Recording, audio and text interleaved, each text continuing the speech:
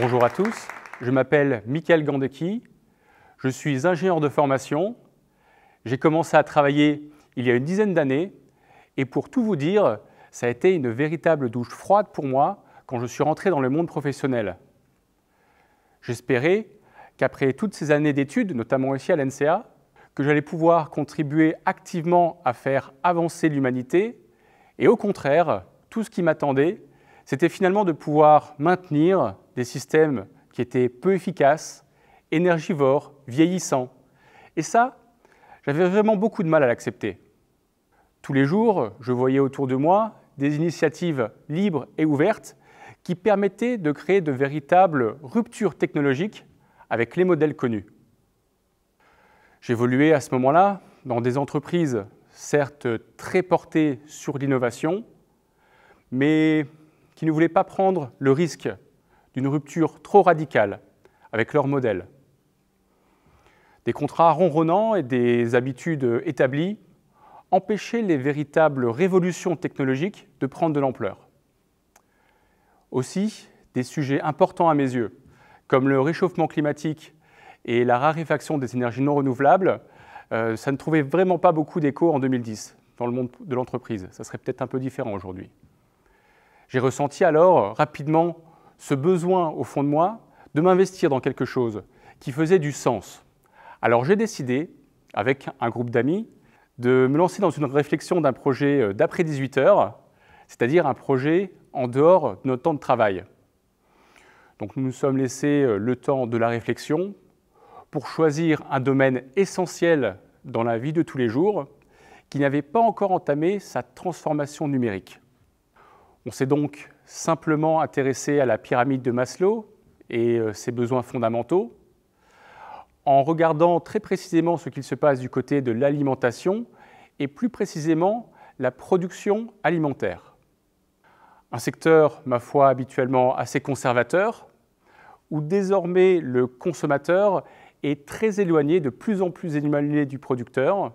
Et l'idée était finalement de rapprocher les lieux de production des lieux de consommation avec un objectif très clair, se nourrir sainement et surtout de manière durable et résiliente.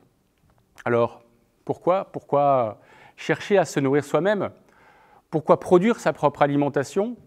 Est-ce que c'est vraiment une évolution et ce n'est pas finalement un retour en arrière? Il y a tout de même de nombreux obstacles, c'est beaucoup d'échecs qu'on a essayé. Le temps est aujourd'hui la ressource la plus précieuse pour chacun d'entre nous. Et des alternatives à la production industrielle existent déjà. Alors pourquoi chercher à créer un nouveau modèle? Eh bien, être capable de produire sa propre alimentation permet à terme de s'émanciper, de se libérer du modèle du salariat et offrir aussi une véritable résilience dans un monde en transformation, comme aujourd'hui. Alors ici, c'est moi, en 2012, dans le jardin de mon beau-père, en train de bricoler un samedi matin et de présenter la première version de ce qui deviendra un peu plus tard une serre connectée. Nous voilà ensuite propulsés 8 ans plus tard. Nous avons déployé près de 400 serres sur 15 pays et nous étions en devanture du pavillon français du CES 2020, le dernier à Las Vegas en présentiel.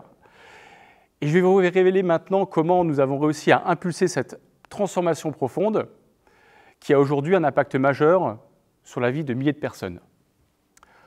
Dans l'innovation, il existe un chemin, le chemin classique, académique, qui cherche à faire sauter un verrou technique, l'identifier, le faire sauter, trouver des moyens pour y arriver, protéger ensuite la connaissance et exploiter les résultats sur des années.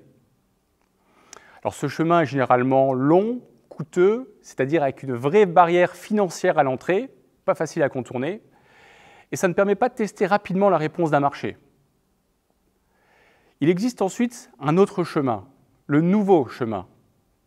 C'est d'inspirer un changement, proposer une vision, incarner des valeurs, comme la transparence et la solidarité, pour faire ensuite grandir une communauté, et c'est ce chemin-là que nous avons emprunté. Notre vision, nos valeurs, depuis le début, n'ont quasiment pas changé, elles se sont à peine affinées. J'ai compris avec le temps que les personnes qui nous ont rejoints ont fait leur choix non pas pour le produit tel qu'il est ou tel qu'il était, mais pour ce qu'il deviendra grâce à eux et leur contribution, leur retour, et surtout pour cette vision que nous incarnons et que nous portons au quotidien.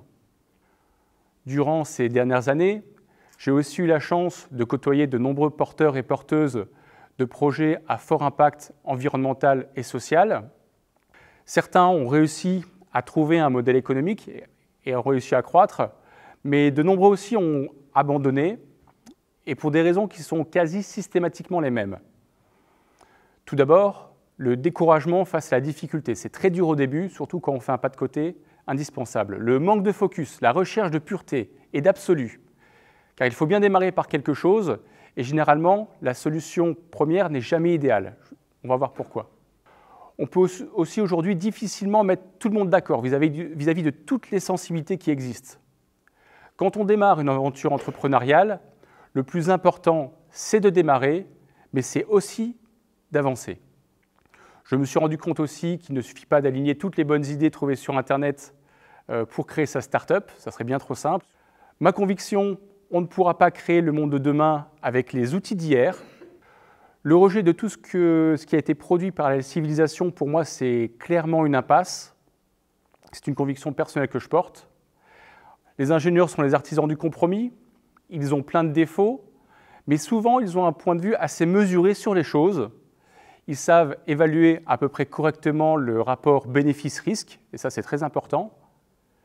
Étienne Klein disait il y a quelques mois que les ingénieurs peuvent inventer un imaginaire qui soit assez réaliste, assez crédible, et je trouve que c'est assez juste pour le coup. En résumé, pour bien commencer, on a besoin d'une utopie qui inspire, d'une réalité qui rassure, et finalement d'un quotidien qui se transforme étape par étape. Alors quelles sont ces étapes? Pour créer un avenir souhaitable et durable, cela implique des transformations qui ont un coût financier et environnemental. Ces transformations apportent aussi de la valeur ajoutée qui permet d'amortir ces impacts par rapport à une situation de référence. Alors, je vais vous donner l'exemple des panneaux solaires. L'installation de panneaux solaires sur un toit est un investissement financier d'abord, par leur fabrication, leur installation. Ils sont aussi un coût environnemental, et tout ça s'amortit dans le temps si on compare ça à une consommation habituelle, surtout dans un pays où la production électrique est très carbonée. Alors, ce raisonnement s'applique de la même manière à un récupérateur d'eau de pluie, à un adoucisseur osmoseur, à une pompe à chaleur, à une voiture électrique et naturellement aussi à une serre connectée telle qu'on l'a inventée aujourd'hui. L'objet de l'évolution de cette technologie, c'est de s'améliorer, d'améliorer leur performance, de réduire ce temps de retour sur investissement et de minimiser naturellement la dette environnementale. Et ça, c'est un vrai challenge. Car une fois amorti, il reste un coût de fonctionnement et de maintenance résiduel pour un bénéfice mesurable, et ça, c'est tout à fait normal dans sa consommation au quotidien. Alors ce fonctionnement que je décris, c'est celui d'une machine, mais c'est aussi celui d'un système vivant, d'une cellule, d'un organisme complexe. C'est aussi celui d'un écosystème. Donc au premier jour, rien n'est parfait, c'est normal. Les panneaux solaires n'ont pas toujours été aussi performants et accessibles.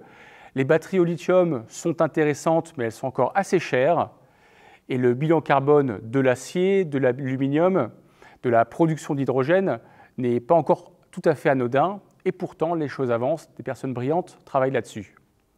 Itération après itération, les produits s'affinent, évoluent. Avec le volume, on est aussi capable de trouver les bons leviers pour faire suivre les industriels. Par exemple, quand nous avons dépassé les 200 serres connectées, nous avons pu pousser notre fournisseur à repenser, reconcevoir la serre pour simplifier sa logistique et son stockage. Nous avons ainsi limité l'impact carbone de sa livraison. Et surtout, aujourd'hui, nous sommes désormais capables de délivrer plus de serres dans des endroits auparavant complètement inaccessibles, comme sur les toits, les terrasses, en ville, et tout ça avec un petit camion. Alors, toutes ces transformations, ça ne s'est pas fait tout seul, hein. Il y a eu des effets de bord non prévus, des régressions parfois, des patchs indispensables, des moments difficiles. Bref, rien de surprenant. quand on transforme quelque chose, ça passe systématiquement par là. C'est ainsi que depuis le premier jour, nous avons continué à avancer à l'écoute de notre communauté. Et avec la notoriété, des talents nous ont ensuite rejoint notre équipe pour continuer à structurer la société. Et le meilleur pour nous reste à venir. Nous avons naturellement continué à publier l'intégralité de nos plans et de nos programmes informatiques sous un format libre, c'est cet esprit de partage et d'échange. Et de nombreuses personnes s'en sont déjà emparées pour les transformer, pour les faire évoluer. Et c'est vraiment surprenant de voir finalement que nos propres travaux nous échappent, ils évoluent par eux-mêmes. Alors s'il y a parmi vous quelques entrepreneurs et entrepreneuses en puissance, je conclurai par quelques conseils personnels. Faites preuve d'une détermination sans faille, n'abandonnez jamais, car vous trouverez toujours quelqu'un qui pense avoir une meilleure idée que vous, c'est comme ça. Et au final, ce qui perdure, c'est la mise en œuvre, c'est ce qui reste, ce n'est pas seulement les paroles. Avant de vous lancer, assurez-vous que la science et la physique sont à peu près de votre côté, donc rajouter 1 ou 4 zéros à une équation, ce n'est pas tout à fait la même chose. Pensez-y avant de vous lancer comme ça dans une bataille peut-être perdue d'avance. Préparez-vous à un long chemin, car l'entrepreneuriat va vous embarquer pour des années, donc c'est une aventure d'une vie, ça se passe non pas en 6 mois, mais en plusieurs années.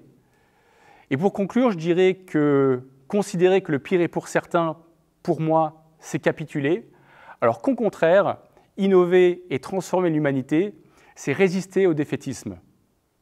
Oser, c'est prendre le risque d'échouer, et en empruntant ce nouveau chemin, c'est aussi l'opportunité de réussir. Merci.